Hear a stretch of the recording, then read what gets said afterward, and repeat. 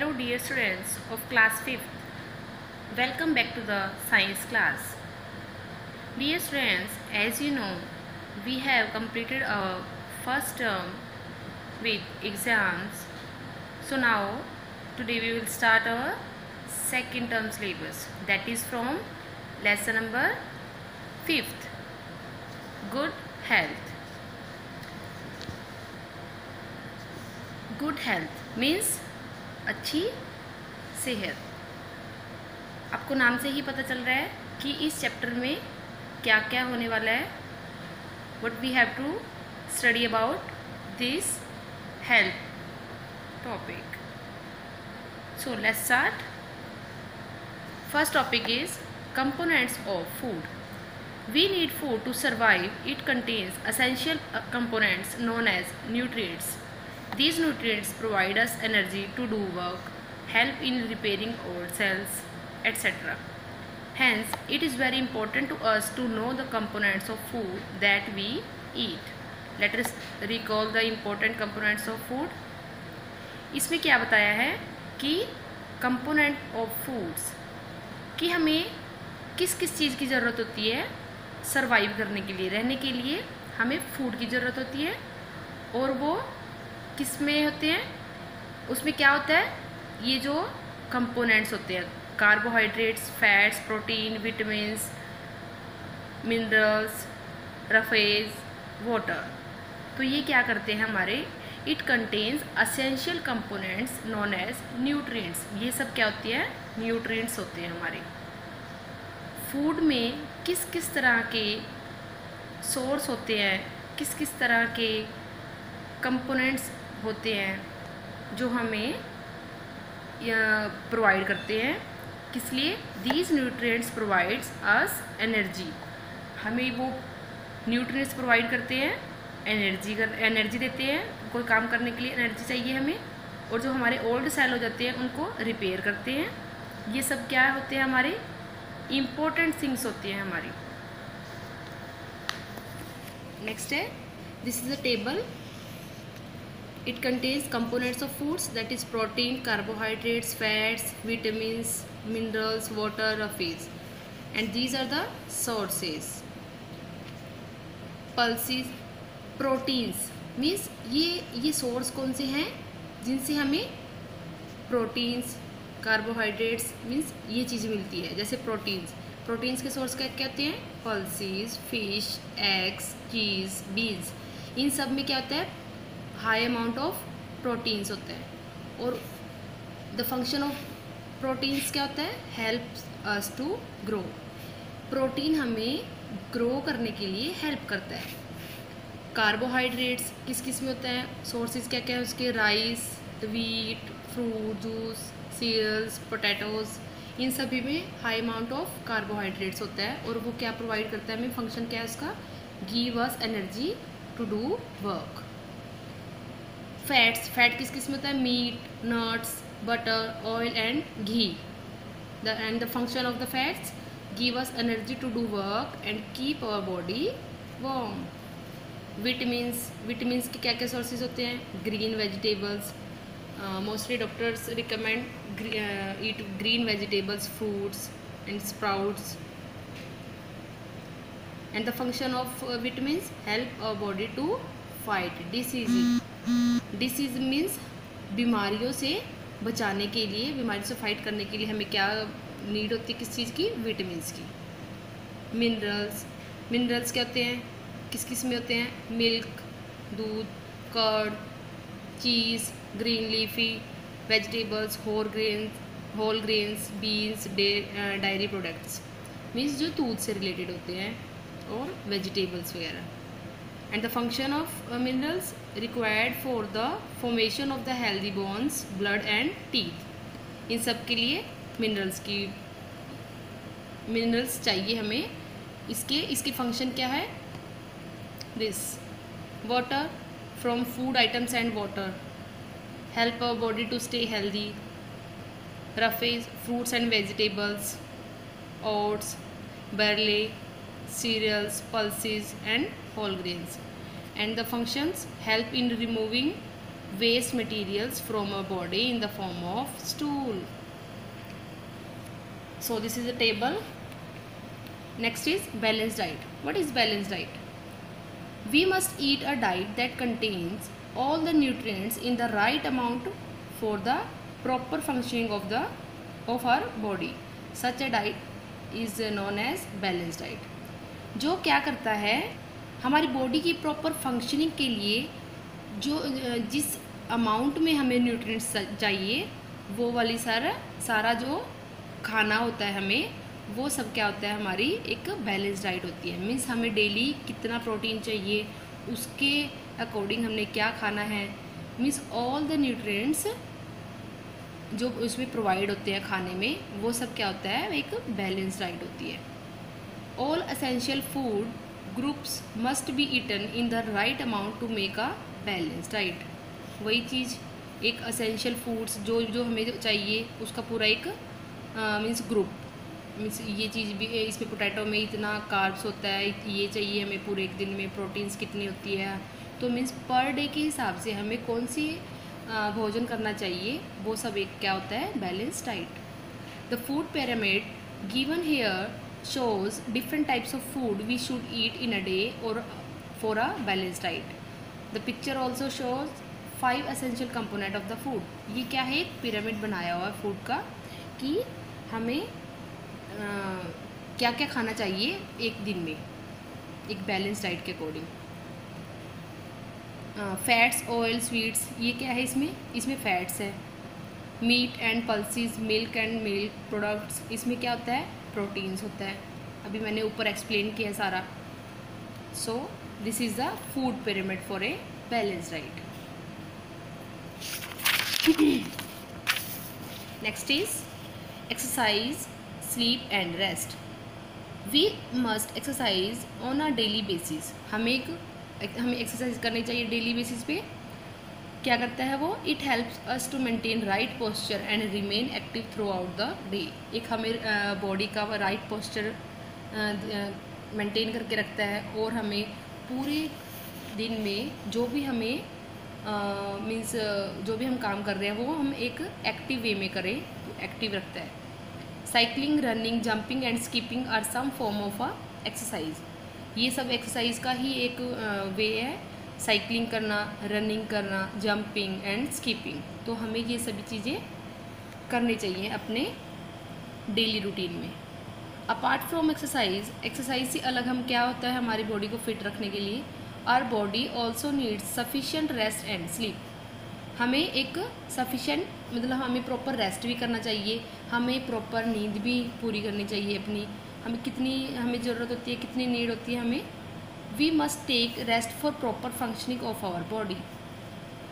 We should sleep for about 6 to 8 hours in a day. हमें 6 से 8 घंटे की नींद लेनी चाहिए प्रॉपर बॉडी को फिट रखने के लिए। नेक्स्ट है डिसीज़। डिसीज़ क्या होता है, एक बीमारी होती है, आप सभी को पता होगा।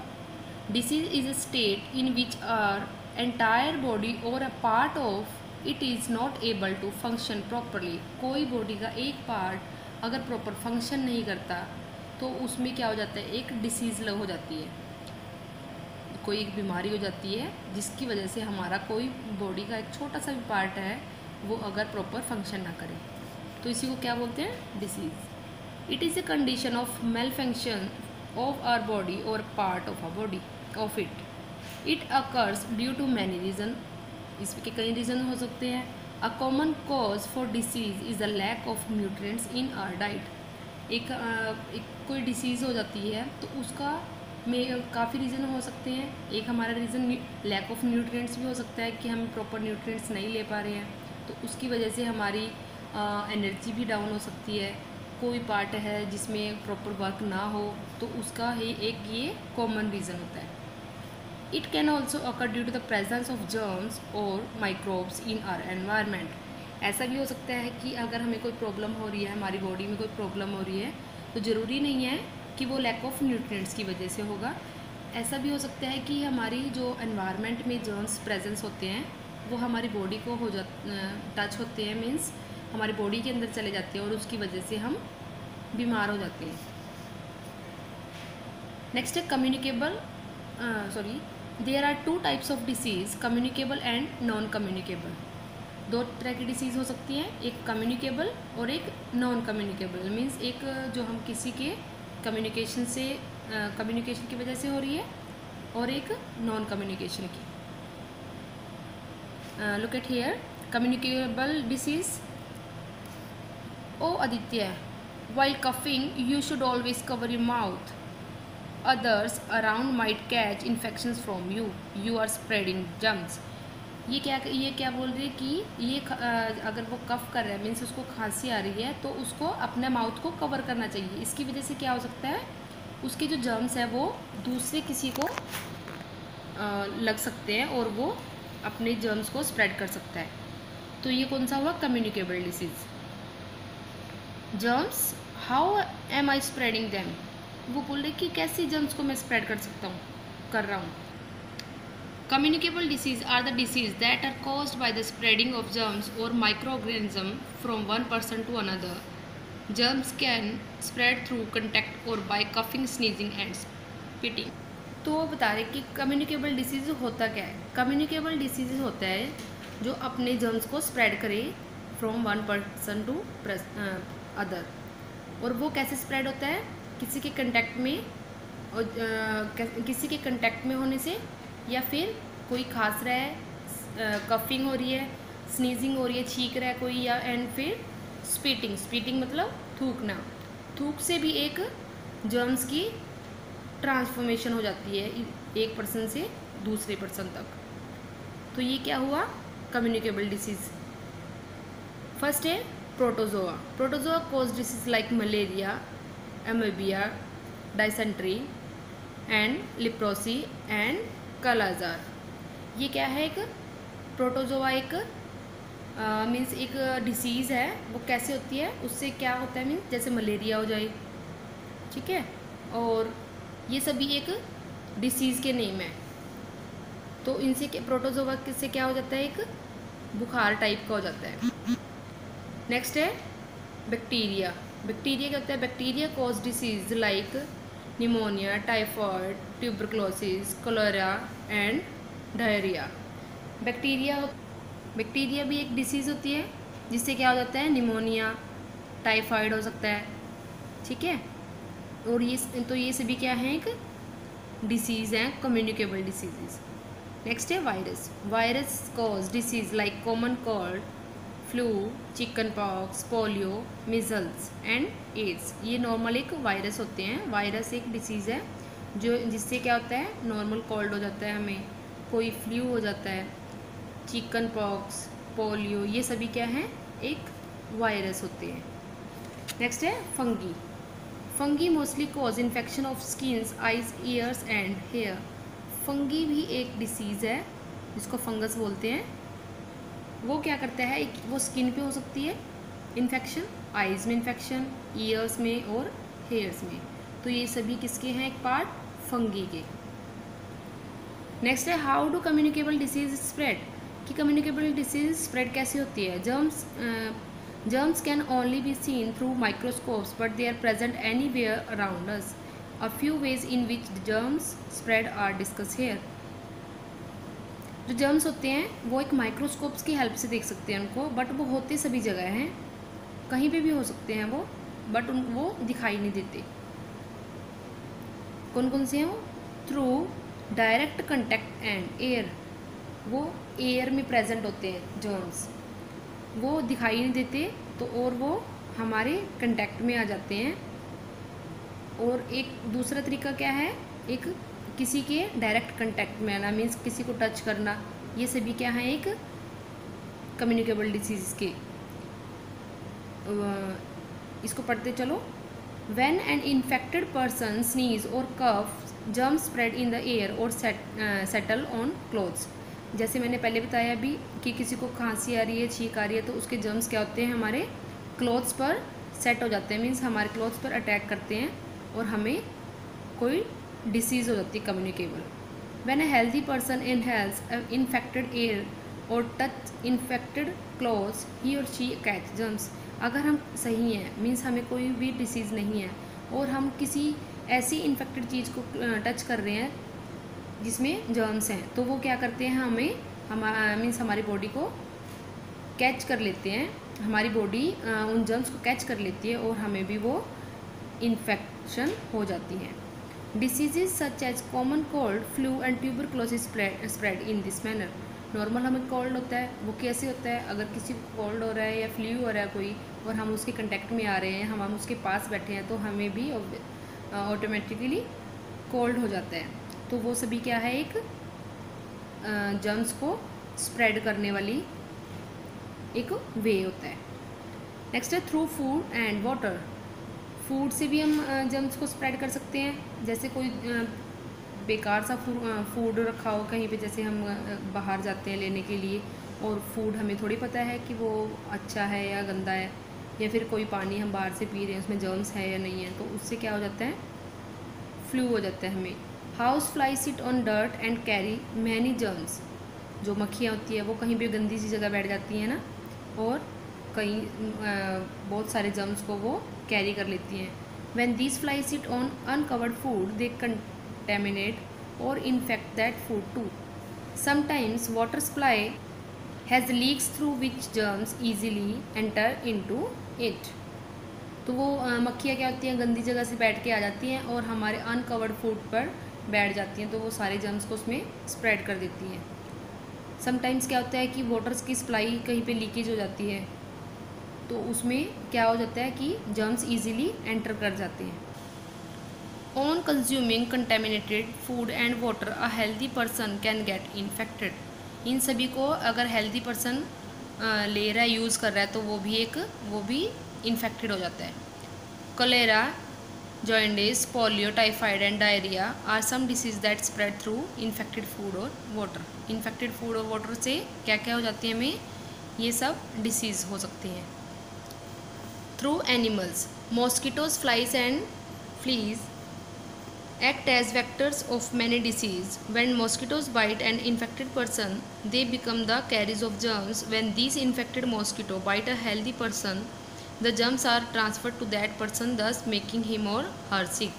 Disease like malaria, dengue and plague are spread in such a manner. Animals के थ्रू भी हो सकता है, मीन्स मॉस्किटो अगर वो किसी इन्फेक्टेड पर्सन को बाइट कर रहा है, तो वो क्या करेगा, उसके जर्म्स को अपने अंदर कैच कर लेगा। जो मॉस्किटो होते हैं वो इन्फेक्टेड पर्सनस के अंदर से जो जर्म्स हैं वो कैच कर लेते हैं, कैरी कर लेते हैं, और जब वो हेल्दी पर्सन को बाइट करते हैं तो वो अपने जर्म्स को उसके अंदर ट्रांसफ़र कर देते हैं। इससे भी क्या हो जाता है, हमें डिसीज़ हो सकता है। कौन कौन सी, मलेरिया, डेंगू, जैसे बुखार हो जाता है, मलेरिया हो जाता है किसी को, तो वो इन्फेक्टेड जर्म्स की वजह से ही होता है, जब जो मॉस्किटो होता है वो बाइट करता है। Through infected equipment, infections and communicable disease can also spread through infected equipment like needles and scissors. Germs which cause AIDS and jaundice spread when blood or other liquid from an infected person enters the blood of a healthy person. Infected equipment से भी हमें disease हो सकती है, like needles जो सुई होती है, scissors जो सीजर होती है, और needles होती हैं, अगर हम वो किसी को अगर लग जाती हैं तो उससे भी जर्म्स हो सकते हैं। उससे कौन सी डिसीज़ हो सकती है, एड्स एंड जॉइंडिस। ऐसे ही जैसे मॉस्किटो को बताया मैंने, ऐसे ही सीजर और नीडल्स अगर एक पर्सन को लग रही है, इन्फेक्टेड पर्सन को, अगर वही, क्योंकि उसके अंदर ब्लड हो जाता है, फिर अगर वही इन्फेक्टेड पर्सन वाली नीडल्स या सीजर किसी हेल्दी पर्सनस को लग रही है, तो उससे भी क्या हो जाता है, वो उसके ब्लड के साथ जर्म्स अंदर चले जाते हैं और उनको इन्फेक्टेड हो जाता है। क्या क्या हो सकते हैं नीडल और सीजर से, एड्स एंड जॉइंडिस। सो ये था हमारा कम्युनिकेबल डिसीज़ से रिलेटेड। उसको हम प्रिवेंट कैसे कर सकते हैं कम्युनिकेबल डिसीज़ को, that we will discuss in next AB. So it's enough for today. I hope you cleared all things. If you do not clear, then listen again and again. So students, thank you and have a nice day.